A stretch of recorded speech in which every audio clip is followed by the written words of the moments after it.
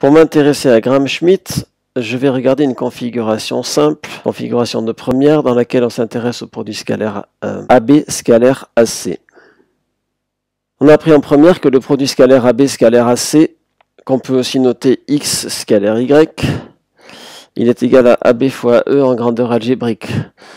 Bon, pour ceux qui ne connaissent pas ou qui ont oublié, vous vous souvenez sûrement que le produit scalaire, c'est norme de x fois norme de y fois le cosinus de l'angle ici. Et y fois le cosinus de l'angle, eh bien, ça fait AE. Pourquoi les barres? Ça veut dire qu'on compte la mesure algébriquement. C'est-à-dire que si l'angle est obtus, C sera à gauche, donc E sera à gauche aussi, AE regardera à gauche, AB regardera à droite. On les considérera donc de signes opposés. On va considérer que AE est positif, AB sera négatif. Et c'est ainsi qu'on retrouve avec ces barres que lorsque l'angle est obtus, le produit scalaire est négatif. Ce que l'on savait déjà, puisque par rapport au cos, par exemple, on sait que pour un angle obtus, le cos est négatif. Le problème de Gram-Schmidt, c'est d'orthonormaliser une base, ou déjà d'orthogonaliser une base. Alors, on a une base XY qui est une base, mais qui n'est pas orthogonale du tout. Et on va redresser en quelque sorte Y, et évidemment, on va le transformer en EC. Comment obtenir EC par un calcul? D'abord, je vais faire appel à Chasles. Chasles me dit que EC, c'est AC moins AE. Par conséquent, il me suffirait d'obtenir AE. Comment obtenir AE par un calcul? Eh bien, je m'aperçois que dans ce produit-là, le AB ne m'intéresse pas. Donc, je vais parler de la norme de X. Et je vais considérer X sur norme de X. Alors, quand je fais ce produit scalaire-là, eh bien, je vais diviser ce que j'avais ici par AB. Comme AB était compté positivement, il ne me reste que AE. AE va être compté positivement s'il regarde dans le même sens que X ou négativement s'il regarde à gauche.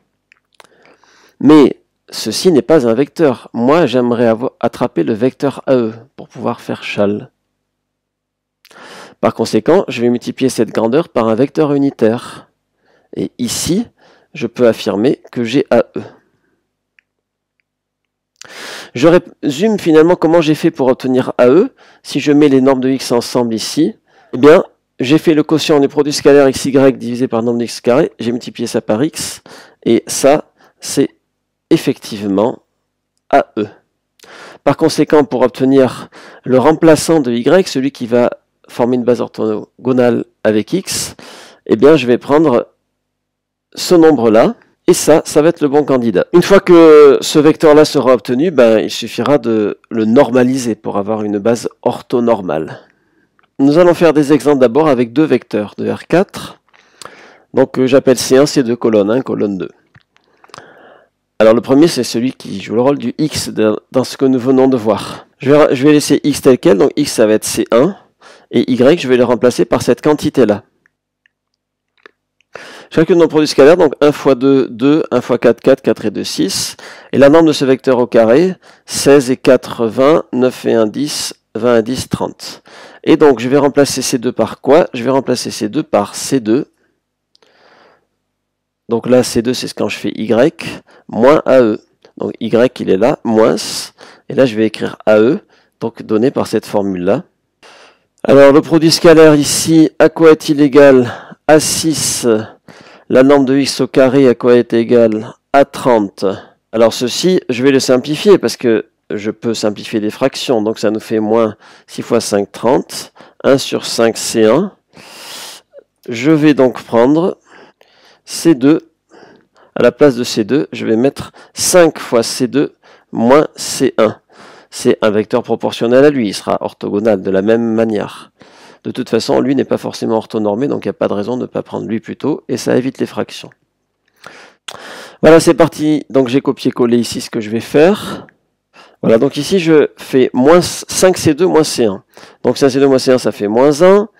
Ensuite, ici je dois faire 5 fois 1 moins 2, ça fait 3. Ici je dois faire moins 3. Et ici, enfin, je dois faire 5 moins 4, ça reste pareil, ça fait 1. Je vérifie que le produit scalaire fait 0, donc 6 moins 9, ça fait moins 3, 4 moins 3, 1, moins 1, 0. J'ai donc obtenu une base orthogonale. Si je veux la rendre orthonormale, il faut que je divise lui par sa norme, donc il faut que je divise lui par racine de 30, voilà, et puis je calcule sa norme.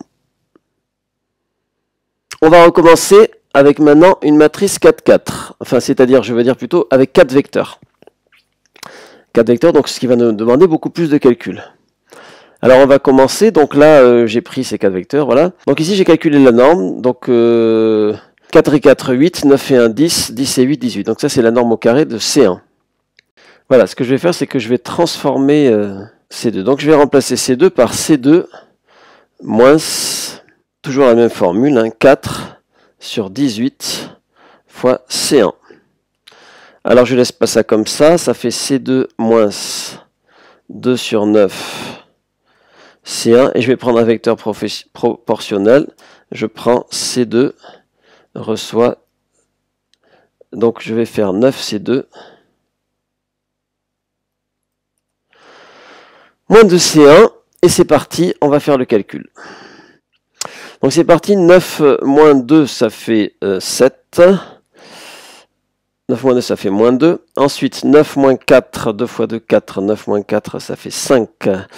Ensuite, 0, donc moins 6. Et ensuite, ici, on va faire 9, et c'est pareil, ça fait 5 aussi. J'ai donc obtenu maintenant la colonne numéro 2. Maintenant que j'ai la colonne numéro 2, je vais chercher la colonne numéro 3. Et pour cela, je vais calculer la norme au carré de ces différents vecteurs. 36 et 4, 40. 25 et 25, 50. 40 et 50, 90. Mon produit scalaire ici, évidemment, n'est plus bon. Je dois faire les produits scalaires avec ces 3. Donc lui, avec ces 3, il fait 2 plus 4, 6. Et lui, avec ces 3, il fait 10 moins 4, 6. La seule chose, c'est que je vais essayer de simplifier mes vecteurs au fur et à mesure. Lui, par exemple, je pourrais le diviser par 2. Ça ne changera rien au problème. Alors, je le fais. Alors, du coup, mes produits scalaires sont un peu plus simples. J'obtiens 3 et 3. Et donc, maintenant, je vais regarder ce que je prends. C3 reçoit C3 moins, je fais le projeté. Je fais le projeté de C3 sur C1. Donc ça me donne le produit scalaire 3 divisé par la norme au carré 18 fois C1. Et je vais le projeter sur C2. Alors quand je projette sur C2, ça me fait le produit scalaire divisé par la norme au carré fois C2. Je vais simplifier tout ça. 3 sur 18, 1 sur 6. 3 sur 90, 1 sur 30. Et donc maintenant, pareil, je vais tout multiplier par 30. Donc je vais prendre C3 reçoit 30. C3 moins, et bien du coup, ici pour avoir 30 en bas, il faut que je multiplie par 5 en haut et en bas, donc 5C1. Et là, 30 sur 30, ça fait 1, moins C2. On va le faire tout de suite. Donc c'est parti, ici je fais 30 fois lui, moins 5, ça fait 25, moins 2, ça fait plus 2, ça fait 27. Ensuite, ici, je vais obtenir 30. Moins 5 fois 2, 10, ça fait 20, moins 5, ça fait 15. Ici, je vais obtenir rien, moins 5 fois 3, ça fait donc moins 15, plus 6, ça fait donc moins 9. Et ici, je vais obtenir rien, moins 5 fois 2, moins 10, moins 5, moins 15. Donc voilà ce que j'ai obtenu. Donc, ce vecteur que j'ai obtenu là, eh ben, je vois que je peux le simplifier par 3. Et donc là, je simplifie. Dès que je peux simplifier, je simplifie. Donc là, ça fait 9. Là, ça fait 15. Là, ça fait moins 3. Et là, ça fait moins 5. J'ai dit ça fait 15, pardon, ça fait 5. Et donc maintenant, je vais recommencer. Je vais m'attaquer à C4. Donc pour m'attaquer à C4, je vérifie si rien n'est simplifiable par un facteur. Non. Donc j'enlève mes produits scalaires. Je vais les calculer. Donc ici, je vais calculer le produit scalaire qui est là. Donc 25 et 25, 50, 81 et 9, 90, 50 et 90, 140. Ensuite ici, je vais faire le produit scalaire. 3 fois 2, 6, 3 fois 2, 6, ça fait 12 moins 2, 10. Ensuite ici, le produit scalaire, ça fait 3 fois 5, 15. 15 moins 12, ça fait 3 moins 5 moins 2. 3 fois 5, 15. 15 moins 6, ça nous fait 9. Plus 5, 14. C'est parti. C4 reçoit C4 moins le produit scalaire c'est 10, la norme au carré 18, C1. Ensuite, je vais enlever la projection sur C2. Le produit scalaire, c'est moins 2. La norme au carré, c'est 90 fois C2. Ensuite, je vais enlever C3. Le produit scalaire, c'est 114. La norme au carré, c'est 140 fois C3. Alors, je simplifie tout ça.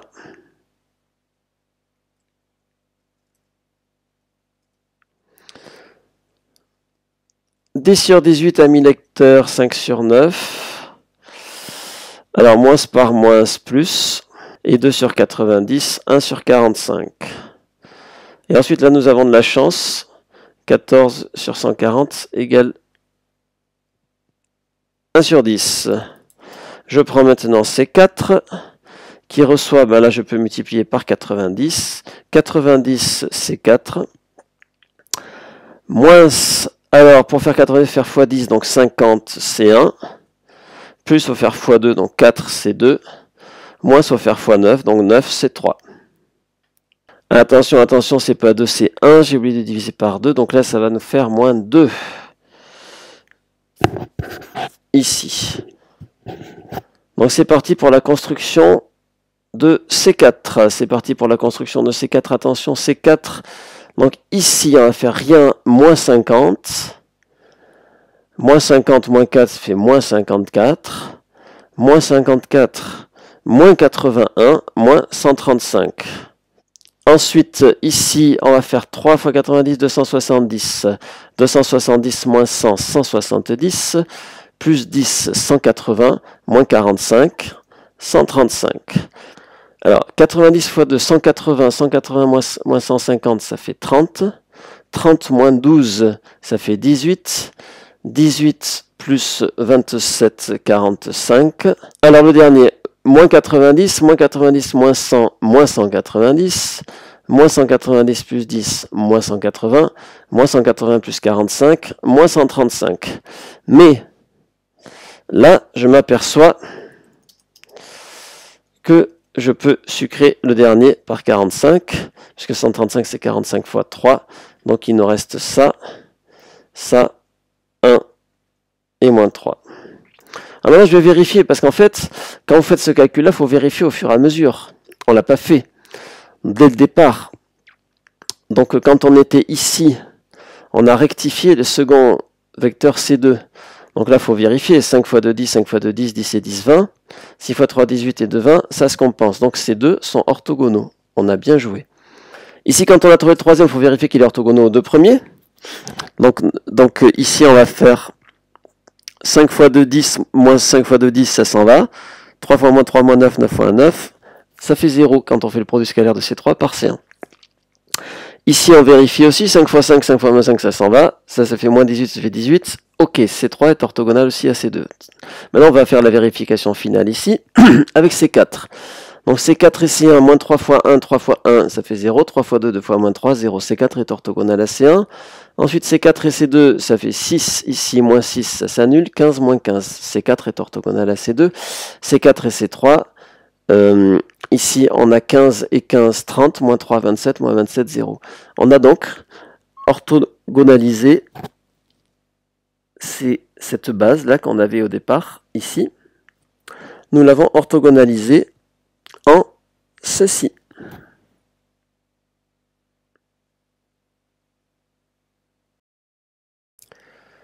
Nous allons recommencer maintenant parce qu'on va voir qu'il y a quelque chose d'intéressant si on fait des vecteurs 3, 3 comme ça, si on en a 3.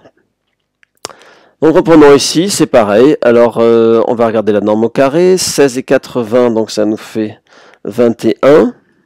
Et on va orthogonaliser, donc on va regarder le produit scalaire, donc on va s'occuper de C2. Le produit scalaire ici, il fait 4 moins 1, il fait 3. Donc on va remplacer C2 par C2 moins 3 sur 21 C1 qui est égal donc à C2 moins 1 sur 7 C1. Mais nous, on ne va pas prendre ça. Je prends C2 reçoit 7 C2 moins C1. Donc c'est parti. Donc ici 7 moins 4, ça fait 3. Ici 0 moins 2, ça fait moins 2. Et ici moins 7 moins 1, ça fait moins 8. Je vérifie tout de suite le produit scalaire. 4 fois 3, 12. 12 moins 4, 8. Moins 8, 0. Je vais donc maintenant m'attaquer à la troisième colonne. Pour la troisième colonne, j'efface le produit scalaire qui n'est plus le bon. Je vais faire les produits scalaires avec C3 et calculer les normes. Donc ici, 64 et 4, 68. 68 et 9, 77. Et là, je regarde les produits scalaires. Donc ici, le produit scalaire 4 fois 2, 8. 2 fois 2, 4, 8 et 4, 12 et 3, 15. Ici, le produit scalaire 3 fois 2, 6, moins 4, 2. 2 moins 24, moins 22. Et donc c'est parti.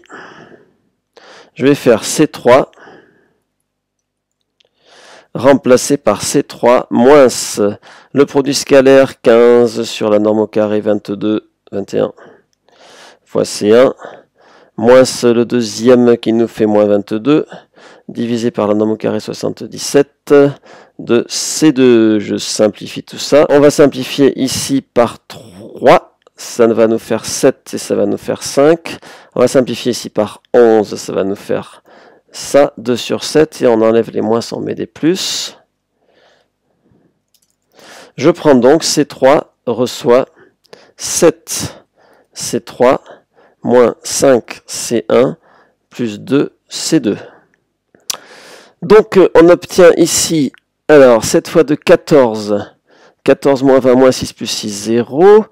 7 fois 2, 14 moins 10, ça nous fait 4 moins 4, 0. Et 7 fois 3, 21. Moins 5, 16, moins 16, 0. On obtient le vecteur nul. Alors ça, c'est assez étonnant. Pourquoi est-ce qu'on obtient le vecteur nul? Eh bien, parce qu'on ne s'est pas assuré que c'était une base au départ.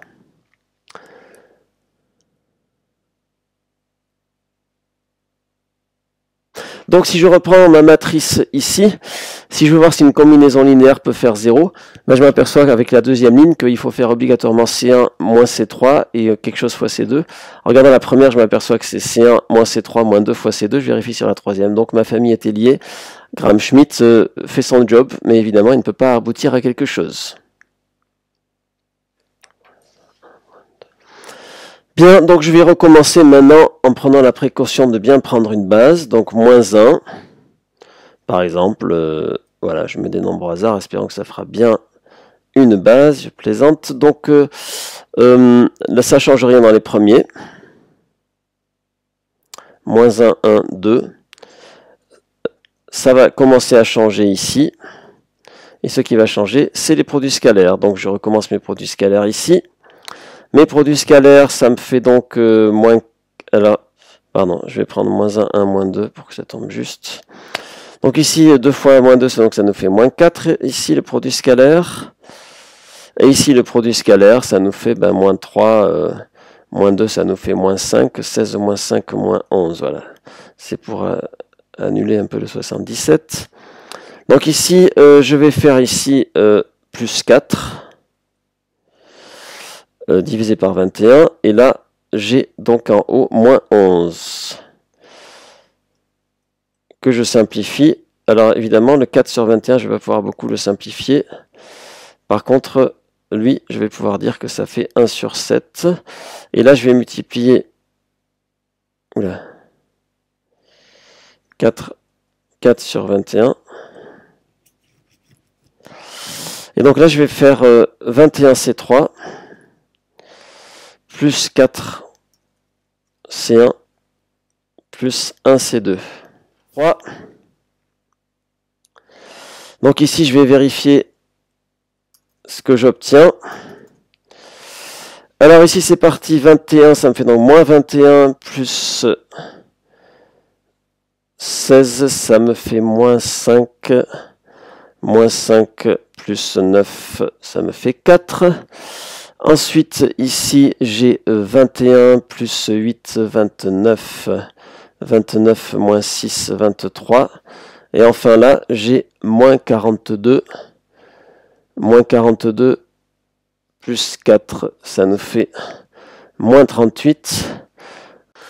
avec un petit moins, pardon pour l'erreur, ici, donc ça nous fait moins, donc moins 3.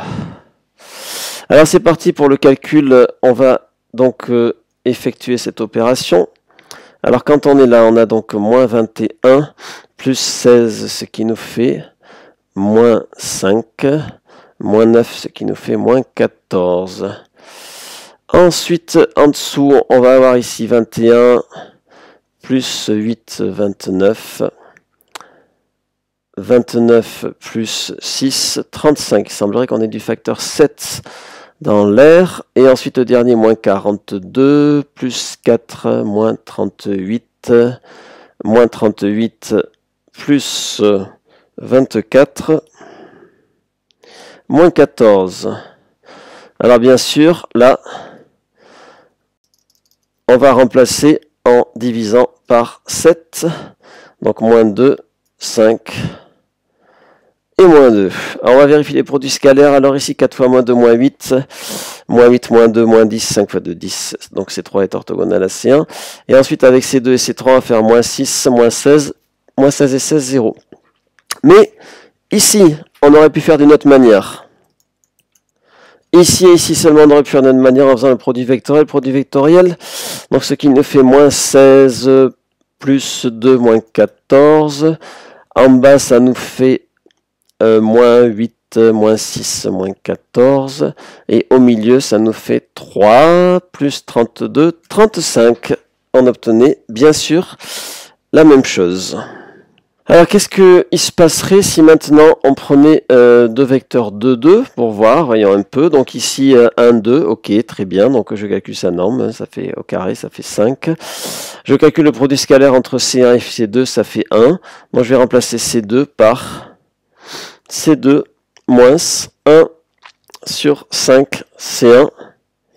Mais ça ne me convient pas, donc je prends C2 reçoit 5 C2 moins C1. Donc c'est parti. Ici, ça me fait 5 moins 1, ça me fait 4. Et ici, 0 moins 2, ça me fait moins 2. Alors, voilà le vecteur qu'on obtient. Si on le divise... Si on le divise par le facteur commun que ces coordonnées possèdent, c'est-à-dire par 2, on obtient ça. Et on pouvait s'en douter parce que on sait que quand on a un vecteur orthogonal AB, il suffit de prendre moins BA pour avoir, quand on a un vecteur AB, il suffit de prendre moins BA pour avoir un vecteur orthogonal. Donc la Gram-Schmidt ne sert à rien.